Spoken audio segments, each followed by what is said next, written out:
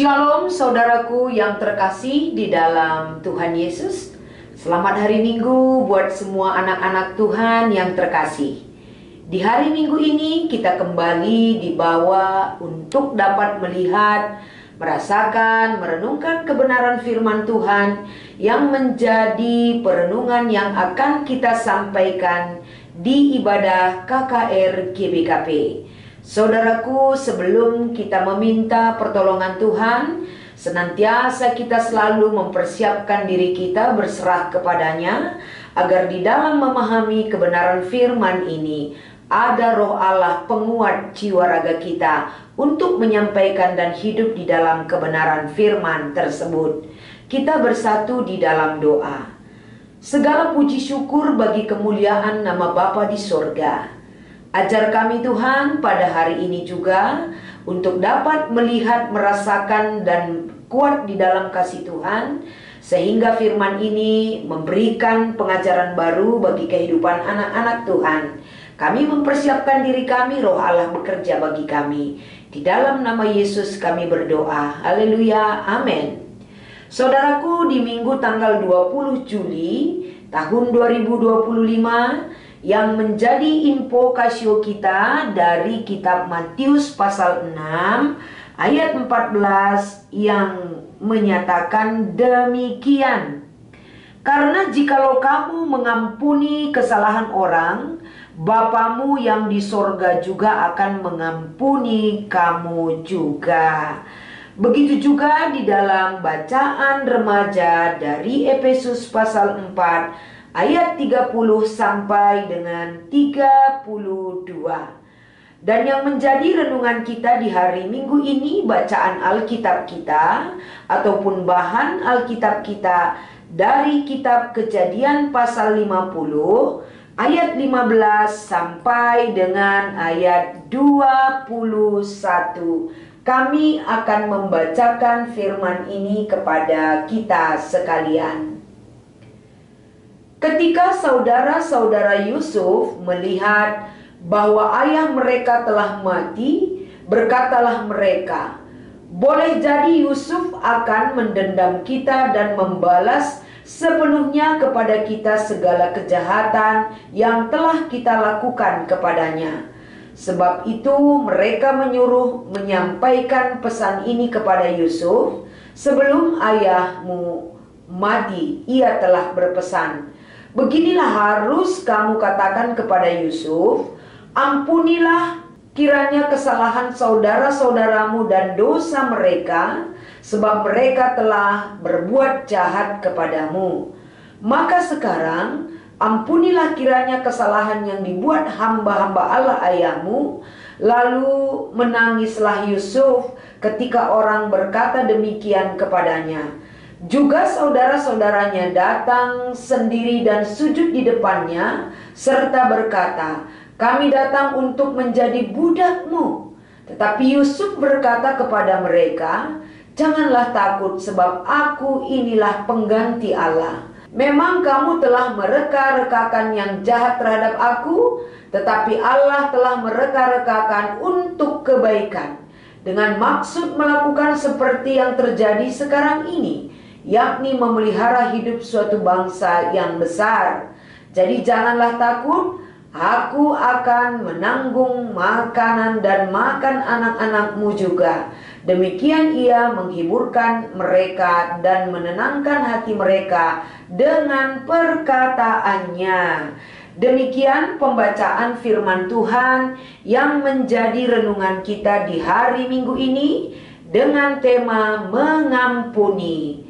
Shalom, selamat hari Minggu saudaraku yang terkasih di dalam Kristus Yesus.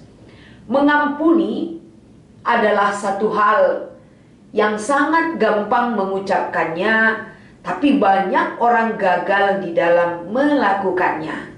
Karena mengampuni itu berarti kita pernah bertemu dengan perbuatan, tindakan orang, perkataan orang yang mungkin menyakitkan hati kita dan terkadang sangat membahayakan hidup kita, sehingga menorehkan luka batin di dalam kehidupan manusia.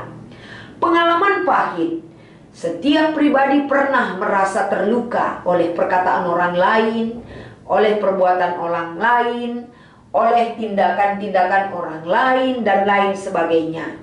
Tapi apakah luka batin ataupun yang menyakitkan hati kita itu tetap kita pelihara? Tentu Tuhan mengajar kita untuk menyembuhkan luka batin kita dengan cara Tuhan menolong kita.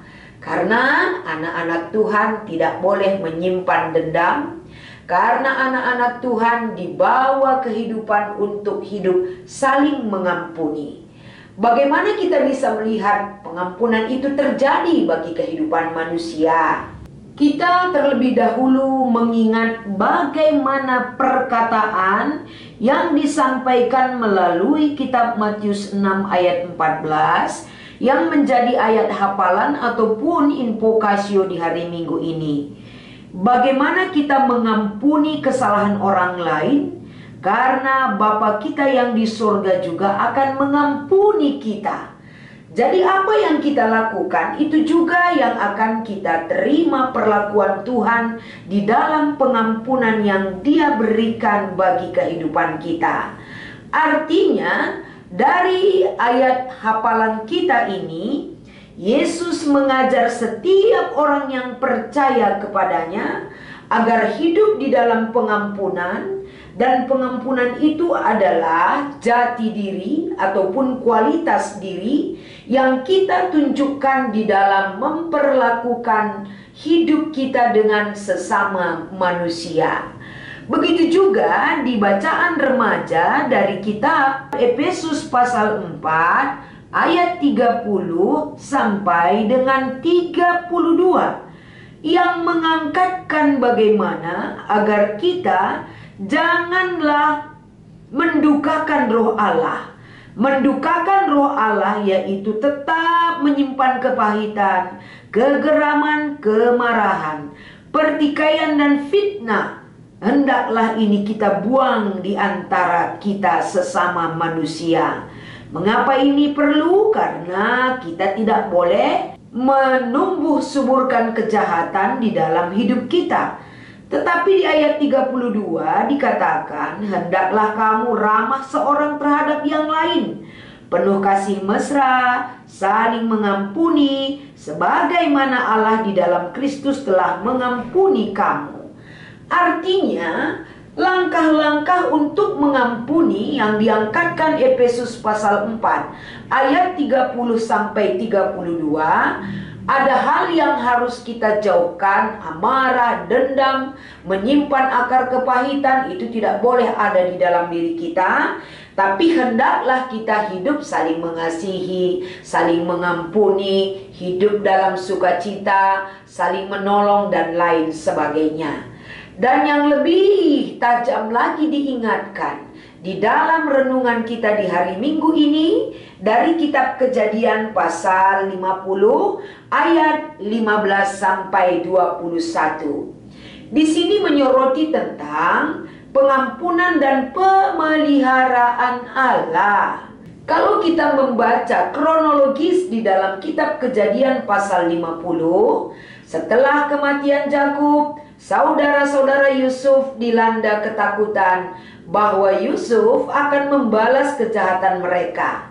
Tapi apa yang terjadi, saudaraku? Yusuf ternyata menghibur mereka dan menyatakan bahwa Allah telah merancang kebaikan dari kejahatan yang dilakukan oleh saudara-saudaranya kepadanya, yaitu untuk memelihara bangsa yang besar. Ia juga berjanji untuk memelihara mereka. Inilah luar biasanya Yusuf yang diubah dan dipakai Tuhan menjadi penerus pemeliharaan Allah nyata dalam kehidupan saudara-saudaranya. Mengapa mesti itu bisa terjadi? Karena ada pengampunan. Sehingga di dalam perikop kita ini, poin penting yang kita angkatkan adalah ketakutan saudara-saudara Yusuf.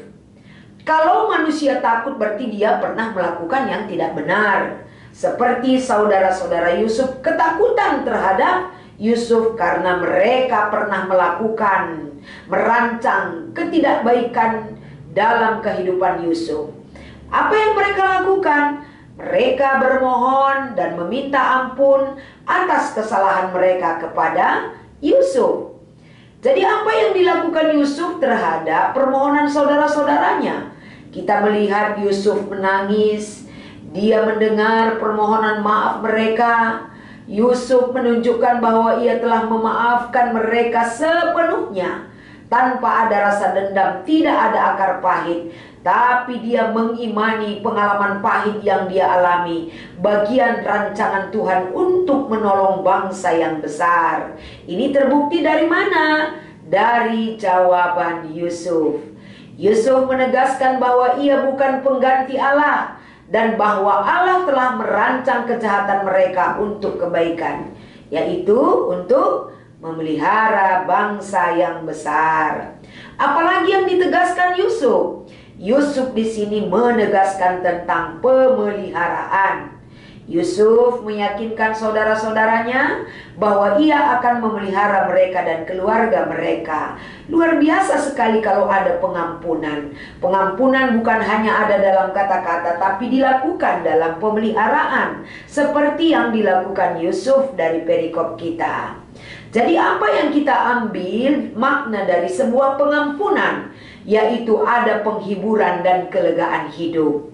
Yusuf menghibur saudara-saudaranya dan menenangkan hati mereka dengan perkataannya bahwa dia bukan haknya untuk menghakimi saudaranya, tapi kepahitan hidup yang dialaminya adalah bagian rancangan Tuhan untuk menyelamatkan satu bangsa, termasuk saudara-saudaranya dan keluarganya. Adik-adik yang kita kasihi juga, tentu kita bawa hidup dalam pengampunan. Orang yang hidup dalam pengampunan tidak akan rugi.